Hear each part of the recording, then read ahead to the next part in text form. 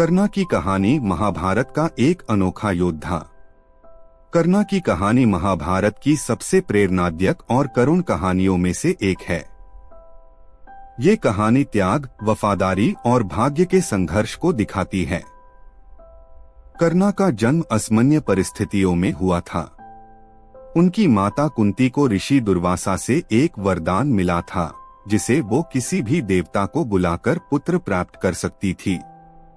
विवाह से पहले कुंती ने जिज्ञासा में सूर्या देव का आह्वान किया।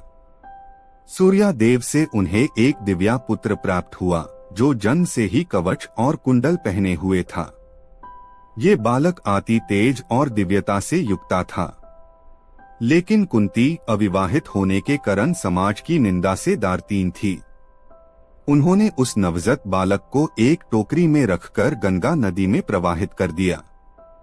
वो बालक नदी के किनारे एक सारथी अधिरथ और उनकी पत्नी राधा को मिला, जिन्होंने उसे अपनाया और उसका नाम कर्णा रखा। कर्णा बचपन से ही अत्यंत प्रतिभाशाली और साहसी था। उसने तीरंदाजी में अद्भुत कौशल दिखाया, लेकिन एक सारथी के पुत्र होने के कारण उसे समाज में वो सम्मान और अवसर नहीं मिले जो एक क्षत्रिय को मिलते थे। जब कर्णा ने द्रोणाचार्य से तीरंदाजी की शिक्षा प्राप्त करने की इच्छा जताई, तो उन्होंने कर्णा की जाति के कारण मना कर दिया। इसे निराश होकर कर्णा ने महायोद्धा परशुराम के पास शिक्षा प्राप्त करने का निर्णय लिया। परशुराम केवल ब्राह्मणों को ही शिष्य बनते थे, इसलिए कर्णा ने अपनी जाति छुपकर खुद को ब्राह्मण बताया। परशुराम से शिक्षा प्राप्त करके कर्णा अत्यंत महान योद्धा बन गए। लेकिन एक दिन परशुराम को कर्णा के ब्राह्मण न होने का पता चल गया।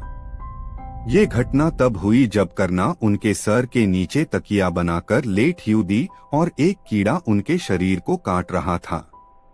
कर्णा ने दर्द सहा, लेकिन परशुराम की नींद में खलल नहीं डाला। परशुराम को एहसास हुआ कि ऐसा साहस केवल एक क्षत्रिय ही दिखता है।